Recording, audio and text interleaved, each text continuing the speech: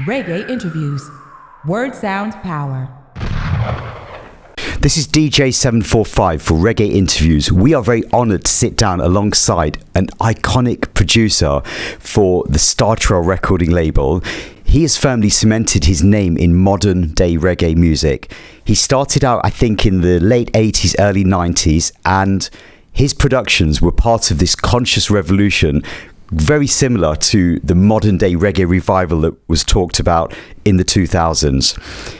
He's produced countless artists. The list is very, very long, and it's very, very strong, full of some of the most powerful voices to come out from Jamaica.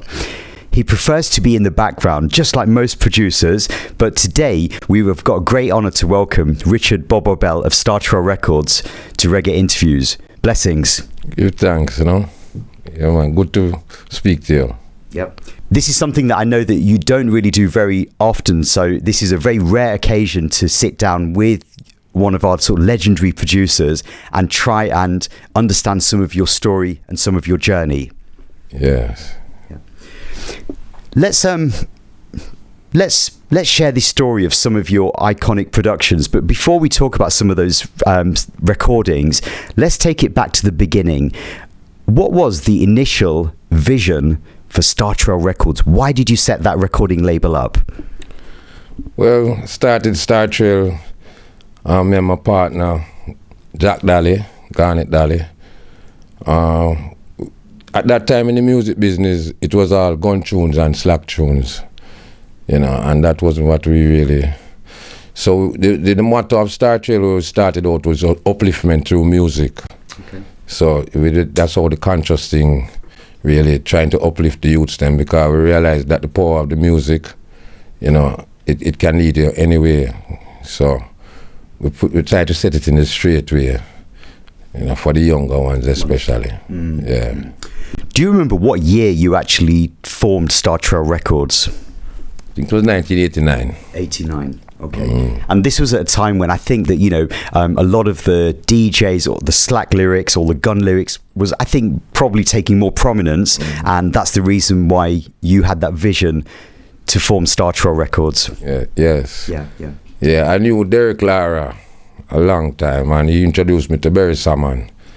And from there it was just learning the business and, Holy Pajai, and I really learned from both of them. Mm.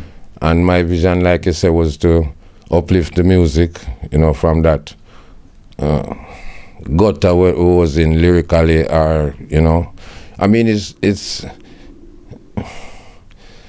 not something you can stop, because everybody has the freedom to express themselves. But at the same time, you can counter it. Yes. And I think the whole vibe that came out of it, with other producers too, was really uplifting at that time, the early 90s. Yeah.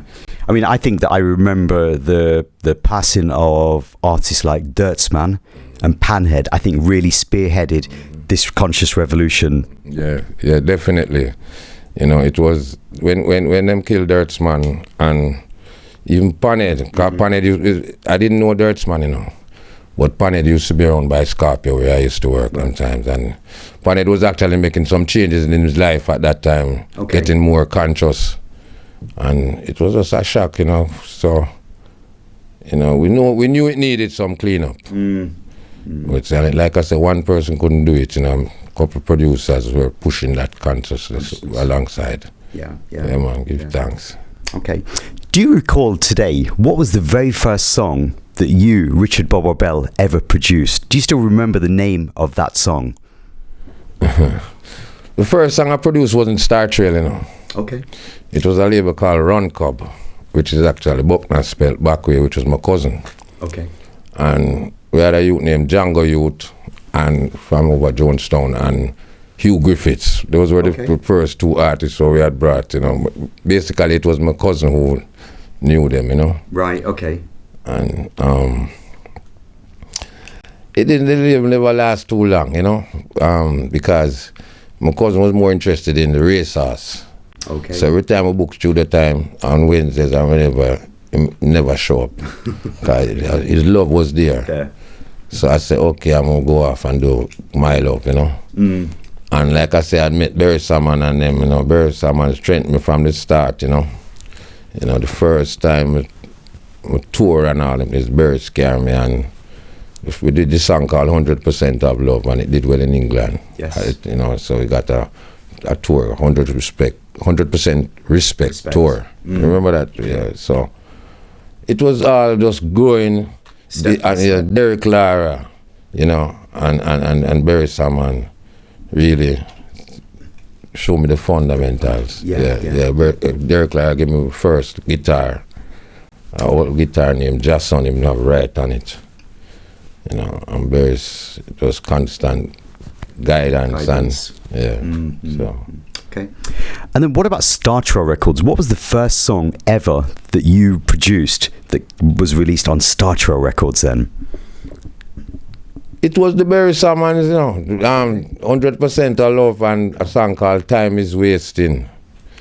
You know, which, and then we did the album with Barry and Derek Lara. Yeah. You also had a lot of early singles, I remember, with artists like Cutty Ranks. Yeah.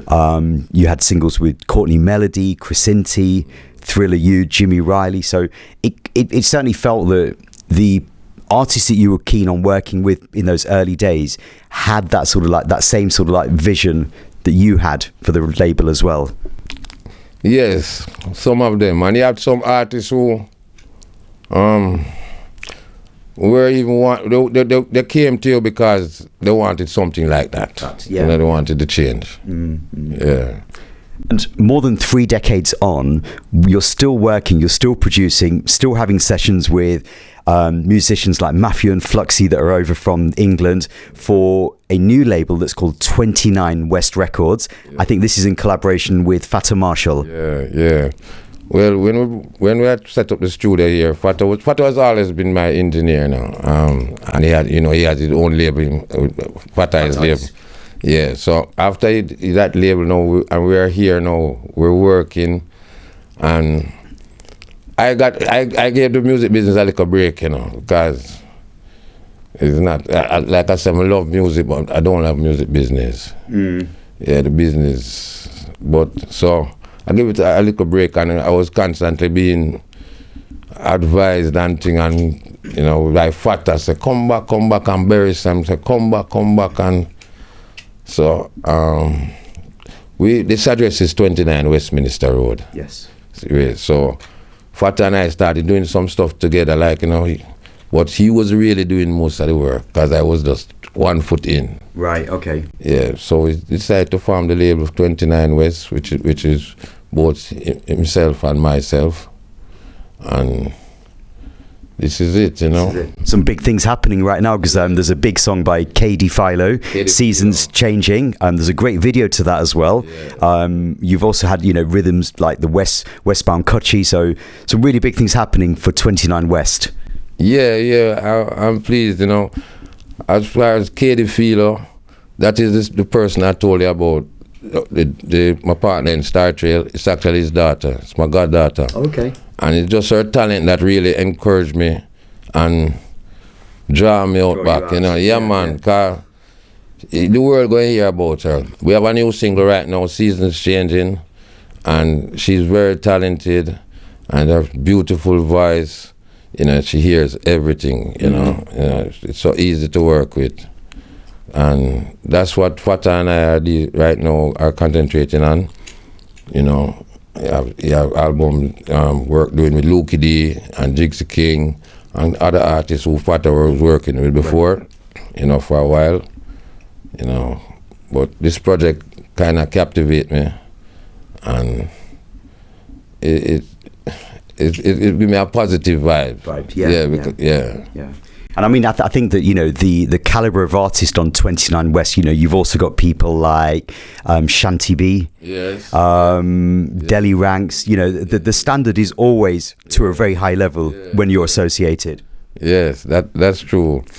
You know, Shanti B is a talented artist, you know, and should so multi, because she's an actress to a certain way, and you know, and we just work, we just do the work and try to get it out. Okay. The business has changed so much, especially you know, when you actually finish doing the work and to actually get it out, that's a different thing altogether. Yeah. And the processes right now through social media and all these things, you know, are basically just learning them. Right. Okay. The new technology. The new way of doing it. Cause nowadays, you know, we just make test press, build stamper, make the mother stamper and press records and send up pre-release and, you know, but it's a different thing now. It's a click thing. Yeah. Now, as well as all the music productions, you also are operating one of the best restaurants here in Kingston, the Pont Up restaurant. You do some great food each and every day, 7 days a week. You also have live events and things with artists coming through, so it's a really good spot that anybody that's watching today should make a point of visiting. 29 Westminster Road, the Pont Up restaurant. At this location where the studio is, well, right Pont Up is the Pont Up Seafood Grill and Bar, and we have best seafood and, you know, wonderful ambience, you know, good service. You know, you come check us out there. You know, it's a experience you'll enjoy. As you have. I would definitely recommend it, as would the rest of the team as well. Yeah. Now, I started listening to reggae music in the very early 1990s, and for me, it was more the dancehall music that really pushed me into music to begin with. The first ever reggae song that I recall buying was in 1993. It was by a new singer to my ears, Garnet Silk, Hello Africa. Okay. And I remember to this day, the person that was operating the shop, when I asked for that song, he looked at me and he said, I see you're taking music a lot more seriously because you asked me for that song. And that's a song that you actually produced, which has become an anthem. It's the people's favourite by Garnet Silk. We just celebrated the 30th year. Actually did an interview though that, but it was just a written. But celebrating the 30th year of it being number one, Garnet Silk. You know, Garnet Silk, it come from the same parish, just up the road, in Manchester, and he used to sing that song, but not Hello Mama Africa. Wherever he went, he would sing. Let's say he came to Kingston. Okay. He would sing, "Hello Kingston people, how are you?" You know. Okay. So he just did that. So then he rewrote it now as a more to record it as a Mama Africa. You know, and it was just brilliant. I mean, that song, I think, actually gave him his very first #1 hit record in the United Kingdom. That's how big that song was. It was good. You know, and it stand up right now still. You know, anytime it play, people feel it the same way. You know? How did you first come to work together with Garnet Silk? Because, you know, I think that Garnet Silk, did quite a bit of work with people like Youthman Promotion, did a lot of work with Steely and Clevey, Jammies, Bobby Digital. But how did you come to work with Garnet Silk? I'm trying to remember exactly how, you know, I don't even remember how. I used to see him, and we had mutual friends. Right. Okay. From, you know, Mandeville, and, you know, like producer Collar, and them he was close with Garnet. I used to watch Garnet when Garnet was Little Bimbo. He used to come and work behind Tudor Theatre with what them sound name one with Echo Minot and them. Any sound come, him would work. But I never know him. You know, I like that, you know.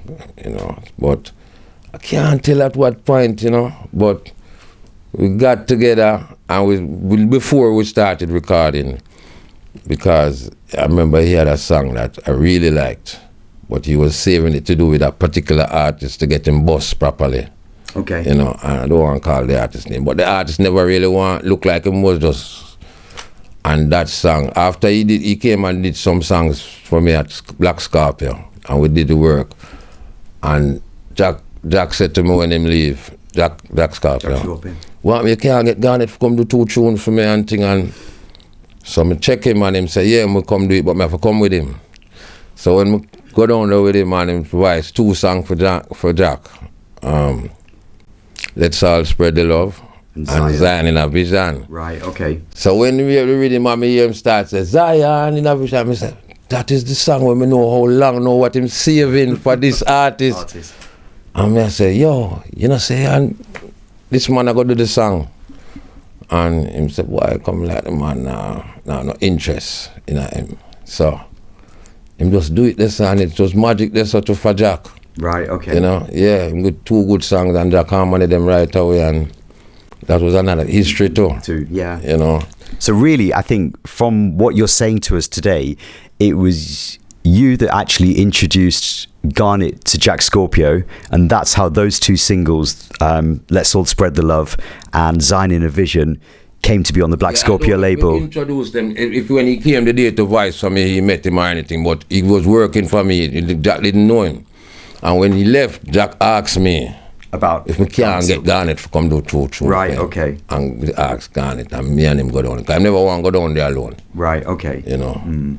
But I can get a story with Garnet Silk. Is Garnet Silk put me to Everton Blender, you know. Yes, I remember, because they were together on Destiny. Yeah, Destiny Sound with Culture Knocks. Yes. Them. Seen, was up at Garnet house one day, and was in the house reason, and then him say, come down to the back of the yard, we have some youth under a tree, help them, some artists. Because Garnet's the man was always trying to encourage, and him say, help them for me, help any one of them I can help.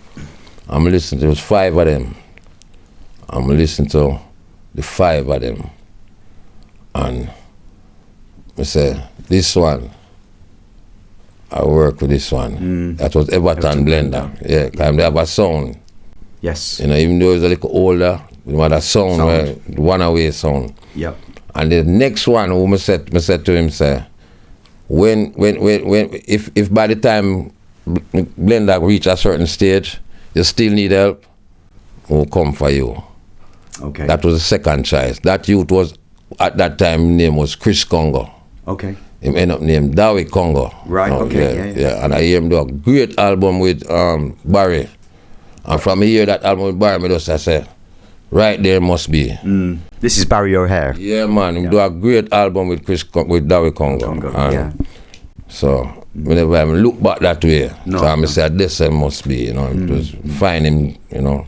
I don't know what happened between them. No. But that is how Everton Blender came to record on Star Trail. Yeah. We know that you recorded a few singles with Garnet Silk, Hello Mama Africa, Jaja is the Ruler. There was a song called Love, and I think that there was also some combinations with Anthony B as well. In the vault, is there anything unreleased from Garnet Silk on Star Trail Records? Yeah. Okay. Yeah. I have a song called Death Go Away. Yeah. Which Mighty Mike actually used to play it, and somebody got some way through it, but it shouldn't have been there, but it ended up there anyway. Okay. And there's a song called Calling Long Distance, which I'm still looking for the tape. Right. Okay. Yeah, so it's somewhere in the vaults. Yeah, but it's nobody knows that. And then you have, I don't know if this is one Anthony B combination, Total Annihilation. Yeah. Yeah. And I think there's also Promise to Serve. Yeah. Promise to Serve is a song what him actually, I recorded and did it, but he actually did it for one of my brethren. I remember the name Stanley. He did it, Stanley asked him, and him say, I'll give that one to Stanley. But Stanley not into music or anything, so it ended up not much with it. But yeah. The songs that Garnet Silk recorded, not just for Star Trail, but for other producers as well, they almost had like this really sort of like this spirit sort of like goes within you when you hear his voice. What was it like actually being in the studio recording with Garnet? It was good. Me always tell Garnet, you know, you have a wailing tone, you know. And I say, what do you mean by that? I say it's a tone where it have a wail to it where it's believable and credible and people believe and it hold you. And I'm always, you know, laugh. I say, you don't know what you have, you know. You don't know what you have, you know. But Garnet was easy to work with in the studio. Most of his songs is out of him having book And Rochester used to come with him a lot of time, and Rochester write some, but them have a book like, and songs them written out, and like I got to reading them and him trip and till I said, yeah, this one fit it, and that's how Garnet really works. Still, he never come to studio to and write the songs, and him come prepared, write down on the book. And like me say, him and Tony Rochester used to move them time there, and Tony used to just work with him, so they used to come together sometimes. Cause the first time Garnet was come to America, you know, I brought him, you know. Okay. So the show in New York. He had 2 previous attempts and didn't get through. And when I asked him to do the show, him say one condition: Anthony Rochester have to go. And if you know, him say that's the only condition. And it worked out. Say we try, but Rochester the visa it wasn't coming through. And like Garnet get through for him the Wednesday, and him say, and Rochester never get through. And the Thursday, him try again, and never get through. And remember, Garnet say, I said to him, why Rochester not get through, you know, but me advertise and everything. You bury someone, Tony Rebel, Ziggy Marley, and the way the melody make it. First time Ziggy was playing in the black community too. Okay. Yeah, Queens. And him just said to me, Bobo, when man on earth has done his best, angels in Zion couldn't do better. Right. I come in. So, and him come. First time. Place couldn't hold. You know, whole for people outside, the fire marshal, them can't get in, say them can't come in. And but just some good performance, just great. Now, we've been talking about the song Hello Africa, and that utilised a rhythm track that was originally done by the Silvertones, the Smile rhythm. Now, if you had one big hit on that rhythm, there's another one that we have to talk about today from the chairman himself, Beres Hammond, Come Back Home. That song is timeless. It's one that I think Beres has to perform anywhere in the world that he goes to. He does, you know, yeah. Well, Beres was always, like we said, I'm a strength. So, you know, we have unreleased Beres and them thing that, you know, so, and Beres loved the studio. It's his passion and, you know, his work, you know, and him guiding me, so him strengthening me at the same time, you know, so that was song was voiced either Scorpio or Cell Block. Okay. One of that song. I think it's Scorpio. Yeah, and voice it. Beres write him song them on the spot, a lot of them. Yeah, because Beres always says that he doesn't write songs, he vibes songs. Yeah, Beres, when Beres comes to the studio, he writes the songs on the spot according to how him feel, 99% of the time. You know, him come, him hear the rhythm, and him vibe. I'm sit down and him, either whatever vibe, there's a verse come to him or a punchline, it come to him. And, you know, him we either write down or record it, you know. So, when we was in Miami sometime, Beres brought me to Miami to work with Willie Linda, you know, and the first time, Beres introduced me to Willie Linda. Learned a lot from Willie Linda too. Okay. Yeah, man, the general. So we used to have a joke like, you know, when Beres writing this song, and it's a Willie write it down, what him say, and so he must say, make sure you make credit, you know, written by Beres, but written down by Willie. Yeah. So, but you make it in the studio now most of the times, and put on the harmonies, even down the punchline, and then finish this and that. Beres just work organic, you know. Yeah. And what I feel is that when you've worked with, you know, some of these icons like Beres Hammond, your productions almost bring out the best in that artist. Well, that's a matter of opinion. No, I'm saying it's true. I mean, you know, when we look at even songs like Preacher Man, Left Me Crying. It's Preacher Man was banned in Jamaica, and not a lot of people don't, you know, them council churches banned it. Yeah, but great song. Great songs. Yeah. Great song. Great songs, yeah. And I think on that same rhythm track, the Smile rhythm, there was another artist that I don't think really gets spoken about much, Bionic Steve. Yeah, Fly the Gate. Fly the Gate. Fly the Gate, big up Bionic Steve, you know, them kill him.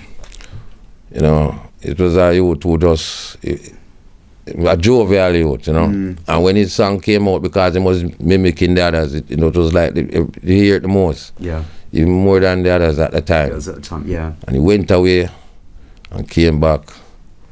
And when I saw him at Mixing Lab, he asked me if we could get the song to remix. I'm going to say, yeah, and before him leave Jamaica, I'm kill him, you know. So, rest in peace. Yeah. Bionic Steve. Yeah. Your productions, they always have the cream of the crop as far as musicians are concerned.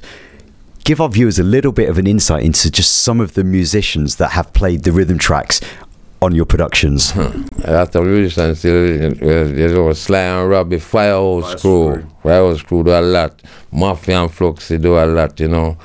And I guess we have other musicians will come in, you know, get see them and this, that. You know, Dean always and David Madden them as handsman. Dean Fraser mostly. We have a core. But sometimes, I don't know, Bongo Herman, there are different percussion, there are different guitarists may come and do this, you know. Cat Core is some work for me, Cat and certain songs too. Okay. Cause, you know, I'm a Cat Core fan from a little. Right, yeah, okay. so I have to find him and get him to some things too. But most of the things them is between Firehouse Crew, Mafia and Flux them, and, you know, like those are my cars. Yeah. There was a name that we spoke about a few minutes ago, Everton Blender, and he was introduced to you by Garnet Silk, and some of the songs that were recorded by Everton Blender almost sort of, I think, revitalized his career, because Everton Blender started out in the 70s. He had a career break, and it was through Star Trail that really, I think, propelled his music to the rest of the world, because I think the first song that he recorded with you was We Not Just Come, Create a Sound. Yeah, We Not Just Come, long time with there.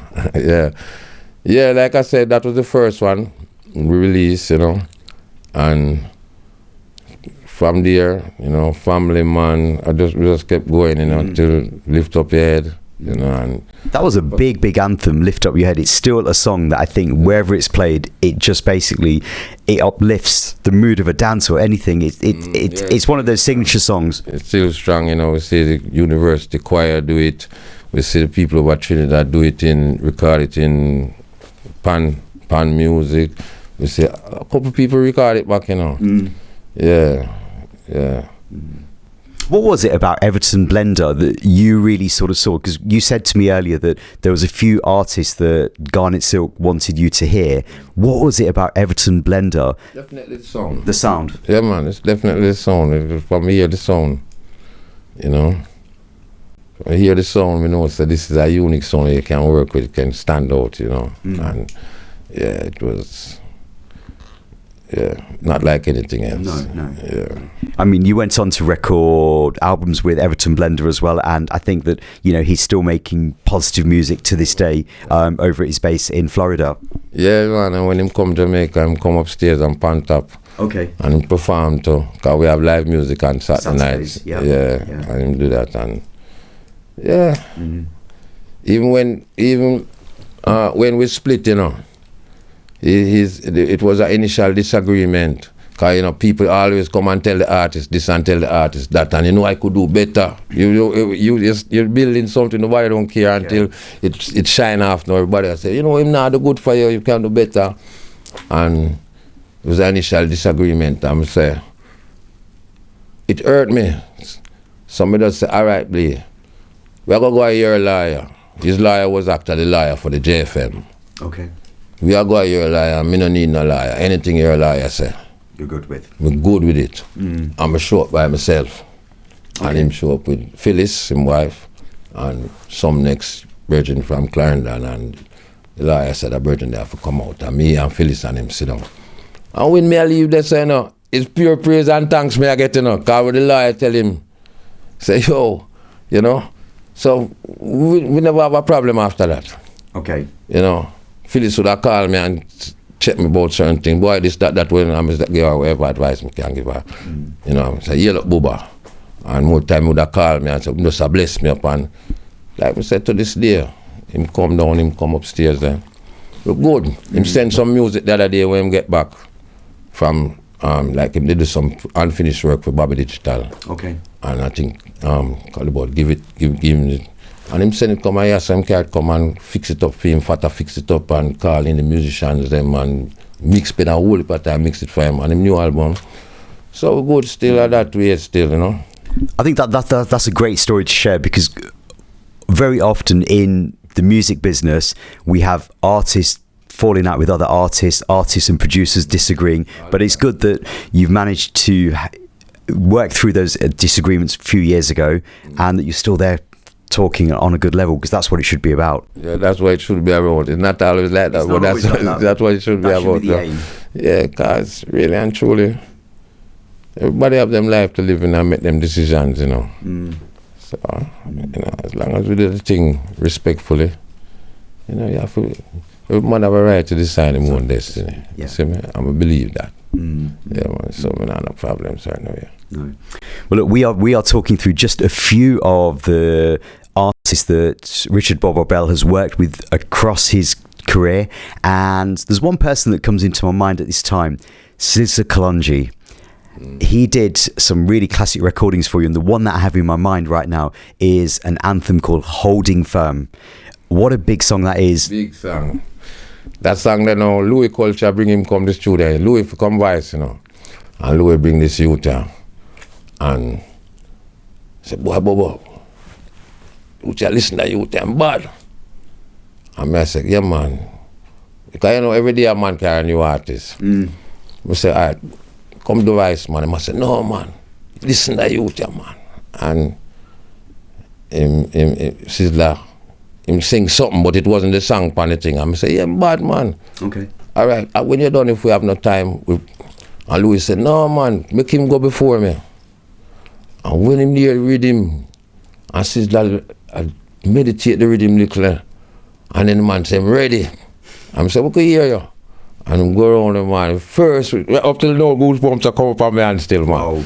The first thing come out of my mouth when him say, I've been here all day, I'm like, I never hear a DJ with them melodies there. Or the tone of voice that, none like that. I want full up of goosebumps. I'm come out of the studio fast, I'm call the same partner I tell you about. Yeah. And say, Jack, boy, I'm just here, Louis Culture, just bring a youth come in, as they open them mouth, pure goosebumps. I go back in at the studio. I'm go back in and record the song.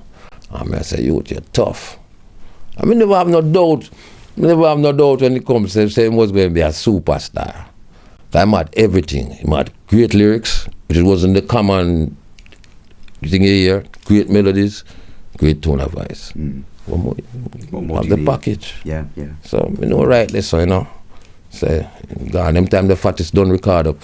And then we never have know about him, and Fatis have him. Or, I don't know if Fatis did have him fully yet, but he did go to Fatis before. Louis did bring him. Yeah, man. Big up Louis Culture. A lot of your recordings were in the heyday of vinyl. So, you know, your recording label with the yellow label, people that listen to reggae music, people that buy vinyl know that label automatically. And I think back in the day when something was released on Star Trail, you saw it in the record shop on the wall.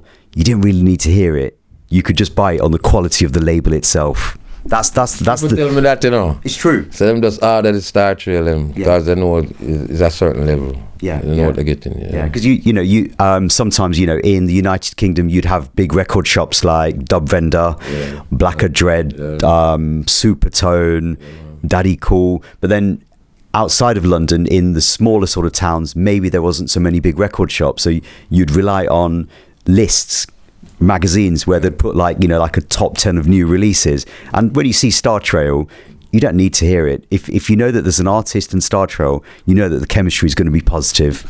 Yeah, I heard that before. I'm glad to hear that from you too. It's true. You know, yeah, I hear that. You know, so, like I said, we was trying to maintain a standard as far as the consciousness, and you know, so we had new artists, and really right now there's a lot of regrets I have about when I listen back to a lot of songs, you know.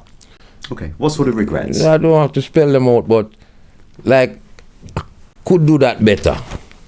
It was a rush game in that time. You know, it's not like nowhere I'm sitting and just not taking on a bag of things and just doing it properly with KD Philo. But then it was when after a while you listen back certain things, you say, did you let that get away? you never heard at that time. Or, you know, this could be better, this could, you don't think you criticize yourself, you know. So know that I'm on this road now, not making those mistakes, spending the time. It's not a rush thing.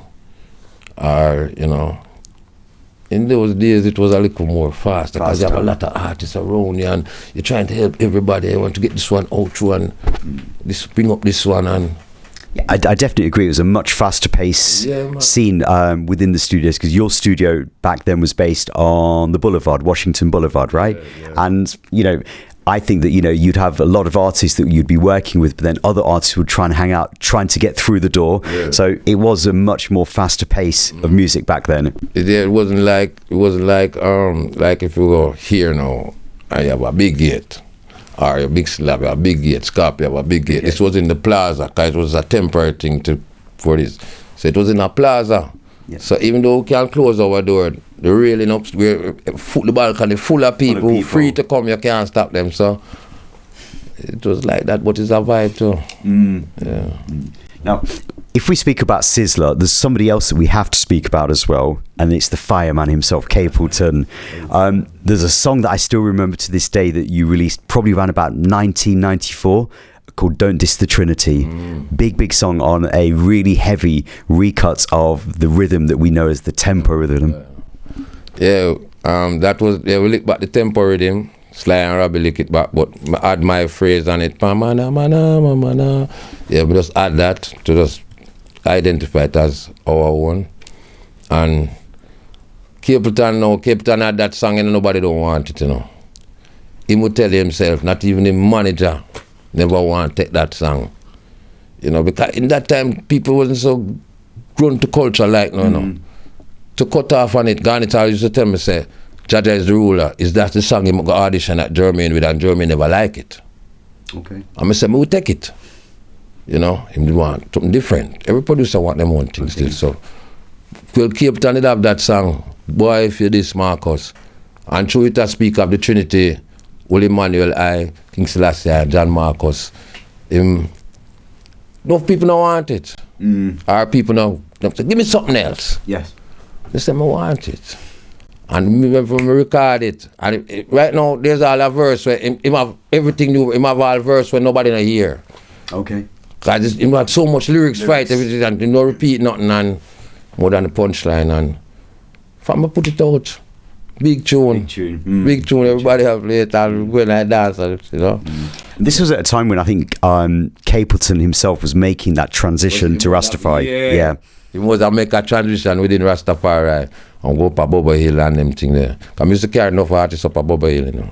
Yeah, man. But he must have made that transition, and he was like the energy just in him. He just stick up it, you know, man. Yep. I read the fire in him. Nah, try nothing,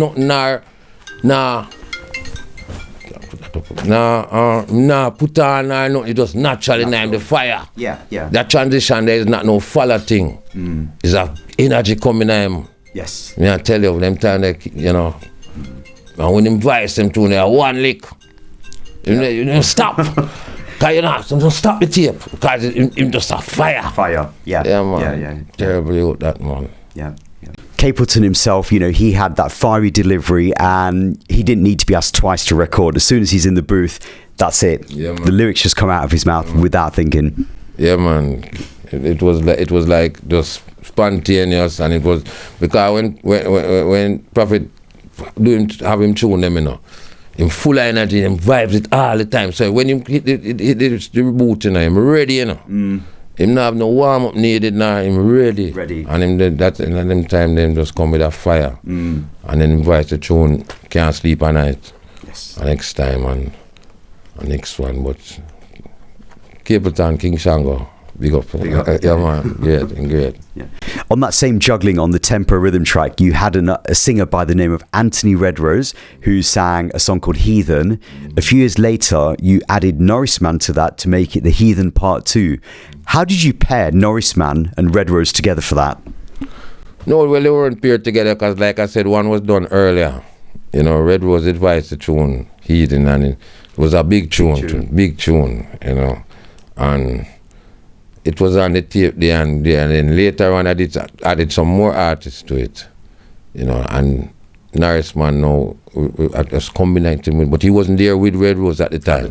Yeah. Yeah, it was combinating with it, and it's a good song. Good song. Yeah, it fire it up. Yeah. Big rhythm that was as well, the tempo rhythm track. So I still remember a combination between Jack Radix, Culture Knox, Doniki, and Steady Ranks. Yeah.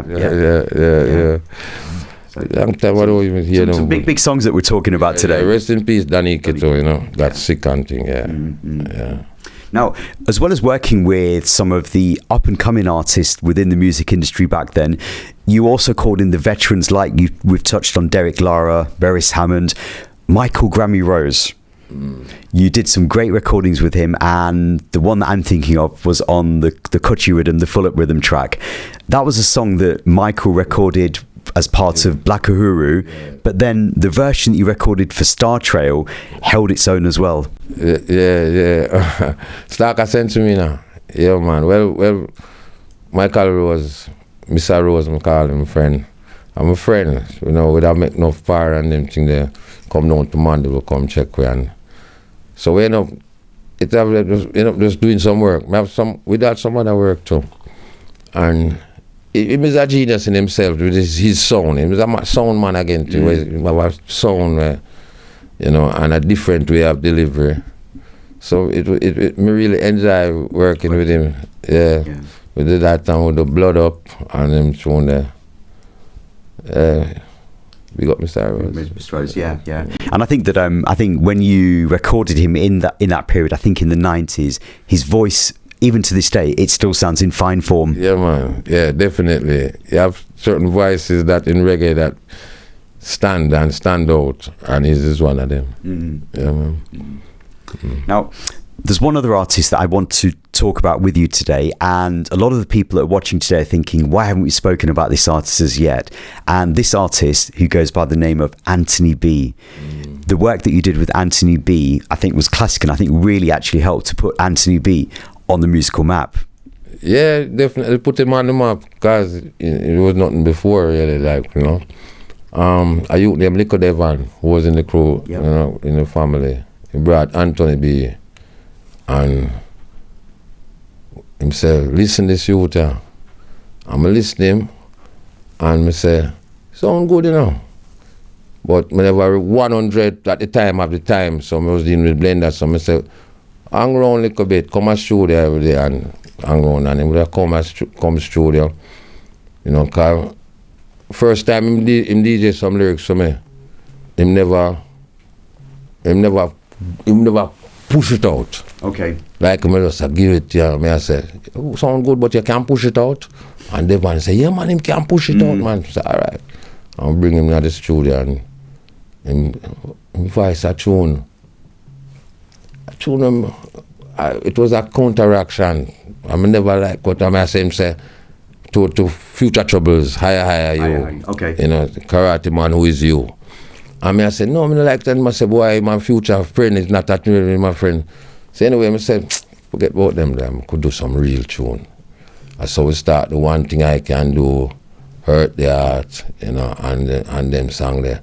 And I pen songs that for him like nobody want to plant the card. Ray the Band, yeah. Yeah, I pen that for him and Lift Up Head for Blender. Yes. As at that time, we just trying to find a song that fits for the artist, because you're artists, you know, not really because you want to take up this. And it just work out that way. And then Fire Upon Rome, you know, that happened. He wrote that song. Like we come back from some show, I think we got held up down in the Caribbean, and we end up back, we missed rehearsal for Sting. So we had to rehearse at the sound check at Sting. Okay. Like, so we come early to the rehearsal at the sound check, and while waiting, because you have to wait, him write that song and bust it pan Sting the same night, and the whole place turn over. Yep. Yeah, and record it back. So. Do you think that song being banned on the radio increased its popularity? Yeah, but the main thing that increased that song popularity is Anthony performance. Okay. Yeah, man, because he had some little talk in between. We mash up the whole place and And through him is a performer. You can't beat him there, so. Him tough, you know. So, cause that song Get Banned was another song like I say Get Banned. But Muta Baruka play it, you know. Right, okay. Cause Muta Baruka play it and say, this song banned, you know. But me I play it every time he come on till Mr. Young, that's the owner for the station, tell me to stop. Okay. And Mr. Young never tell him to stop, as far as I know. So he was playing it, Muta alone. Once a week. Once a week. But it was like, them times with the artists now, you know, you have to, look, anywhere something happening in Jamaica, you have to just go with him, you know, to make them hear him, you know. We leave from Westmoreland to Portland, same night, you know. Wow. With one schwank, big up Toro as a driver, with everybody asleep in the van, whole party on in my drive. Okay. To carry our destination, you know. We used to do a lot of that, so that promote the tune, because Anthony was such a great performer. You can't not enjoy, I'm sure. And the songs them now coming to you. Yeah. Yeah, man. Well, look, it feels like we've kind of like gone down memory lane. We've reflected on just a few of the artists that you've worked with. When you sort of look back, I mean, how do you feel as a person now, knowing that you're actually responsible and you've played a part in the careers of so many people? You've helped to put food on the table for a lot of these artists just from the works that you've done with them. Well, that is a good feeling, you know. That is a fulfilling feeling. Because if a man, when an artist bust, you know, and many him feed, you know, not just himself and his family, you know. So, that is a good feeling, because I know say, couple mouths get fed due to the work I do. And we do, because it's not me by myself, you know. But it's a good feeling that, because that's really upliftment through music, and that will start for, you know, uplift your consciousness and uplift your financial situation too. I just so that I'm proud of that. Yeah. I mean, outside of the music that you have produced, would you say that that is your most important contribution? Outside of the music? Oh, definitely. Definitely. I mean, changing lives. Yeah, man. Yeah, man. That I value that. You know. Yeah. And it's still something you're doing to this day, though, which is really great as well. So, you know, same way, all different ways. Because you get, you know, do it for them. You get the joy. Just same way and the fulfillment and you get the blessings too. Because it's not who you help will help you back, you know. But it come back. Yes. And you don't know if you know, like we're writing, live up here. Now it's a blessing and no blessing, you know. So when the blessing come, you must know that the blessing come, you know, and give thanks for it, you know. You know, once you count your blessings and the angels attend, you know, come around you. So it. Yeah. Well, look, I really want to give thanks to you for just sharing some of the stories behind Star Trail Records. I know that we're going to have to do a follow-up to this because there's still so much more to talk about. And yeah, we give thanks to you really for taking some time out, because I know that you don't really like to be in front of the cameras and talking. You like to let the artist and their work sort of like share your spotlight. But we really give thanks for just sharing a few insights today. Yeah, well, I want to leave my make know say Kaedi Philo, Kaedi, Kaedi, Philo. That is the one to watch for now. Just like how them start and you never know them, and then you know them, you're going to know this one. Look out for our song Seasons Changing right now. But really, my whole heart and soul believe and have this in this. I know, you know, she have something to contribute to the whole world. Something significant. Yeah, I mean, I just promote me attack from my heart. Yeah, because the effect that she have on me, her music have on me, who as an old veteran who used to certain things, we know the effect it have on the world. Because the world only getting to know now Seasons Changing, but we know the whole thing. So look out. Look out. Yeah, man. And remember when you're in Kingston, you know, I have to plug Pantop Seafood Grill and Bar. Yeah, 29 Westminster Road, just like the label 29 West, Fata Marshall, big up. You know, best thing, seafood, you know, vegetarian. you know, just come through. Yeah, man, and thanks. Bobo Bell, we give thanks. You know? Yeah. Yeah, man, give thanks. Give thanks. Yeah. Reggae interviews. Word sound power.